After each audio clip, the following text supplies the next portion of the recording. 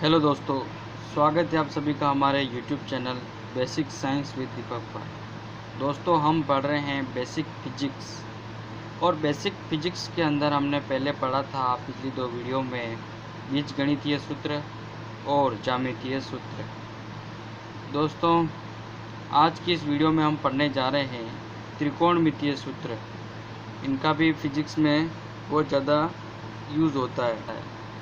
तो आइए शुरू करते हैं त्रिकोणमितीय सूत्रों के साथ। और हाँ दोस्तों, यदि आप हमारे चैनल पर नए हैं तो हमारे चैनल को सब्सक्राइब कीजिए और बेल आइकन को ज़रूर दबाइए ताकि आने वाली नोटिफिकेशन आपको मिलती रहे। तो चलिए शुरू करते हैं।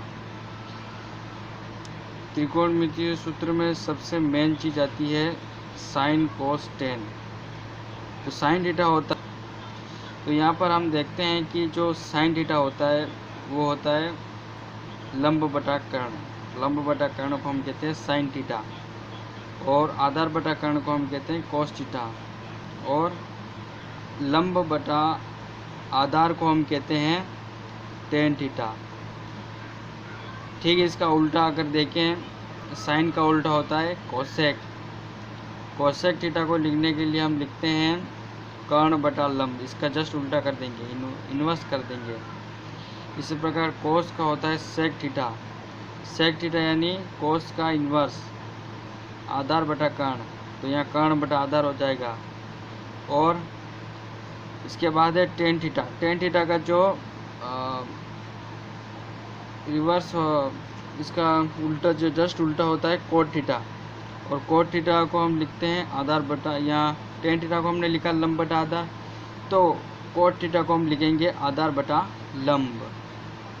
अभी कुछ बेसिक फॉर्मूले हैं जिनका अगर ऐसी कंडीशन का बन जाती है, तो जैसे sine square theta plus cos square theta अगर कहीं बन जाए तो उसकी जो वैल्यू होगी वो होगी 1। यदि कई ऐसी स्थिति बन जाए जहाँ पर 1 प्लस टेन स्क्वायर थीटा लिखा हो, तो उस समय हमें उसे सिंप्लीफाई करने के लिए हम लिखेंगे सेक स्क्वायर थीटा। और यदि कहीं पे 1 प्लस कोट स्क्वायर थीटा लिखा हो, वहाँ पर हम लिखेंगे कोसेक स्क्वायर थीटा। अब त्रिकोणमिति के अनुपात के चिन्ह हम देखें तो साइन माइनस थीटा जो होगा वो माइनस साइन थीटा होगा। कोस माइनस थीटा कोस थीटा होगा। साइन 90 माइनस थीटा को हम लिखेंगे कोस थीटा। कोस 90 माइनस थीटा को लिखेंगे हम sine theta. Ten 90 minus theta को लिखेंगे कोट थीटा और कोट 90 माइनस थीटा को लिखेंगे टेन थीटा। और सेक 90 माइनस थीटा को हम लिखेंगे कोसेक थीटा और कोसेक 90 माइनस थीटा को लिखेंगे हम सेक थीटा। यहाँ कुछ मुख्य कोणों के त्रिकोणमितीय अनुपात दिए गए हैं, तो इन्हें निकालने की एक ट्रिक है, लेकिन दोस्तों आपको इनको याद कर लेना है। याद करना सबसे बेस्ट रहेगा। तो यहाँ पर जो थीटा यहाँ पर दे रखा है, साइन 30 डिग्री को हम लिखते हैं π/6, साइन 45 को π/4। इसको भी आपको अच्छी तरह से याद कर लेना है, क्योंकि कभी कभी सवाल में हमें एंगल नहीं दिया होता है, हमें दिया होता है रेडियन में दिया होता है, हमें थीटा में नहीं दिया होता है, रेडियन में दिया होता है। तो मैं रेडियन में भी याद कर लेना है कि साइन 30 को क्या कहते हैं, साइन 45 को क्या कहते हैं। वैसे इसको निकालने का एक फॉर्मूला है, लेकिन वो हम आगे आपको बताएंगे, लेकिन अभी आपको याद कर लेना है। तो हमें त्रिकोणमिति के कुछ अनुपात के अंदर अगर साइन 30 दे रखा है तो उसका जो मान होगा 1/2 होगा। साइन 45 दे रखा है तो उसका वैल्यू 1/2 होगी। साइन 60 दे रखा है तो उसकी वैल्यू √3/2 होगी।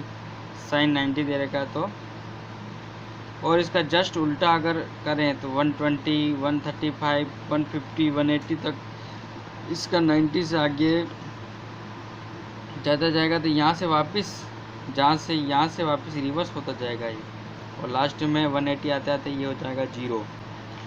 अब कुछ महत्वपूर्ण सूत्र ऐसी कभी कंडीशन देखने को मिले तो इसको किस प्रकार से हल करेंगे। यदि दिया गया साइन और कोष्टक में उसके वैल्यू को प्लस में दिया गया है, जैसे कोई वैल्यू ए दी गई है प्लस कोई वैल्यू बी दी गई है, तो इसको हम डायरेक्ट सॉल्व नहीं करेंगे, इसको हम इस प्रकार से लिखेंगे सूत्र के अनुसार।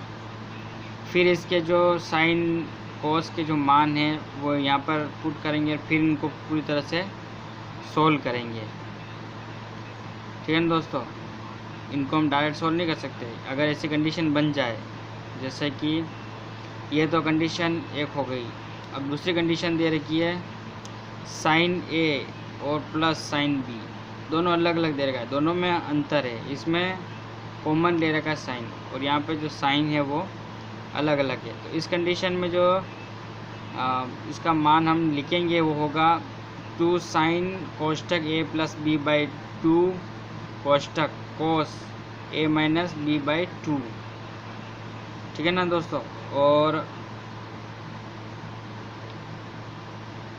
अब यह कंडीशन ऐसी दे रखी है जिसमें साइन ए इंटू साइन बी दे रखा है, साइन ए इंटू साइन बी। तो ऐसी कंडीशन में हम लिखेंगे 1/2 कोस A minus B minus cos A plus B. अब ये अलग अलग कंडीशन आपको दे रखी है। ठीक है, साइन के यहाँ पर प्लस में दे रखा है, तो यहाँ पर आपको साइन ए प्लस बी दे रखा है, साइन ए माइनस बी दे रखा है, कोस ए प्लस बी दे रखा है, कोस ए माइनस बी दे रखा है। तो हर कंडीशन में अलग अलग जो इसकी स्थिति उसको फॉर्मूलों को आपको याद करना है। इनका यूज़ फिजिक्स में कहीं ना कहीं आपको काम आएगा। और आगे बढ़ते हैं हम।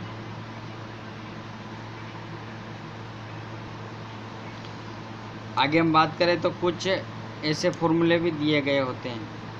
यदि ऐसी कंडीशन दी गई हो साइन 2a या कोस 2a दिया होता है, तो यहाँ पे साइन 2a के लिए जो कंडीशन जो फॉर्मूला हम सोल्व करते हैं वो होगा 2 sign a into cos.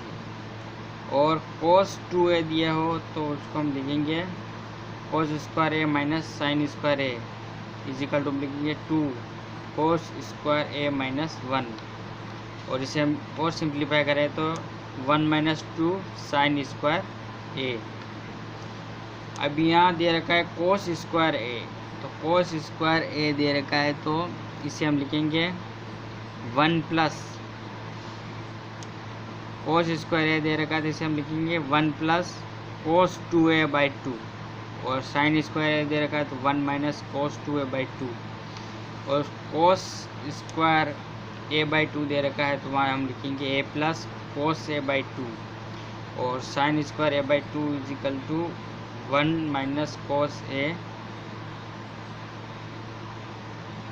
a by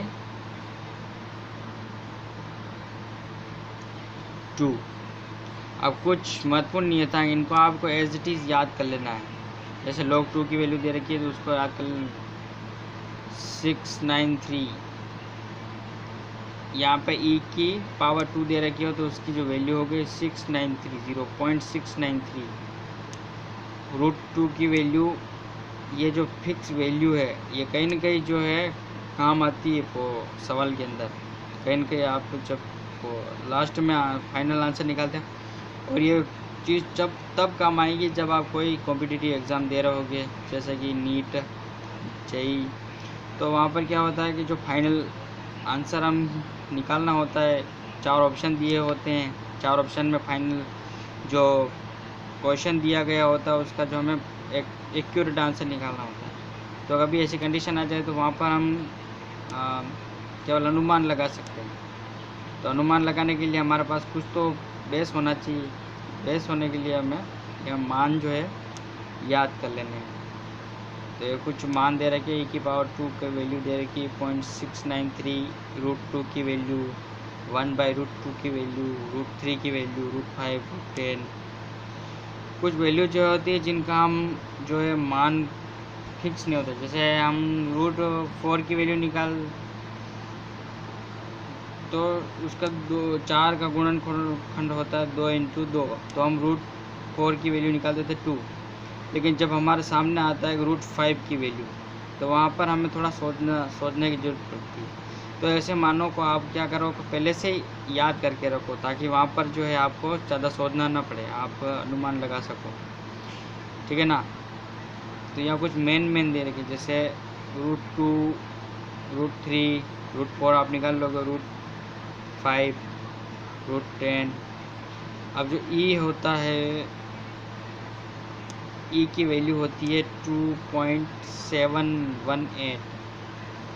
1/e होता है तो उसकी वैल्यू होती है 0.368। ई स्क्वायर दिया होता है उसकी वैल्यू होती है 7.389। ठीक है ना।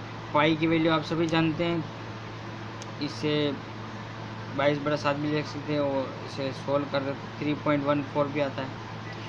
अब 1 पॉइंट पाई, कभी कभी ऐसी कंडीशन भी बनती है जहाँ पर 1 पॉइंट पाई आता है और उसका जो मान हमें आइडेंटिफाई करना होता है तो हम कैलकुलेशन करने बैठते हैं।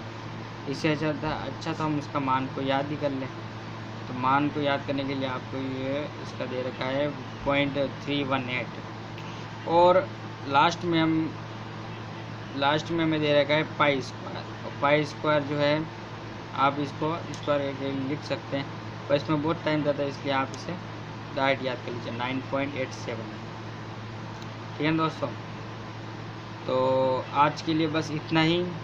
मिलते हैं अगली वीडियो में कुछ अगले नए टॉपिक के साथ। और यदि आपको हमारा वीडियो पसंद आया तो हमारे चैनल, तो इस वीडियो को लाइक एंड शेयर कीजिए।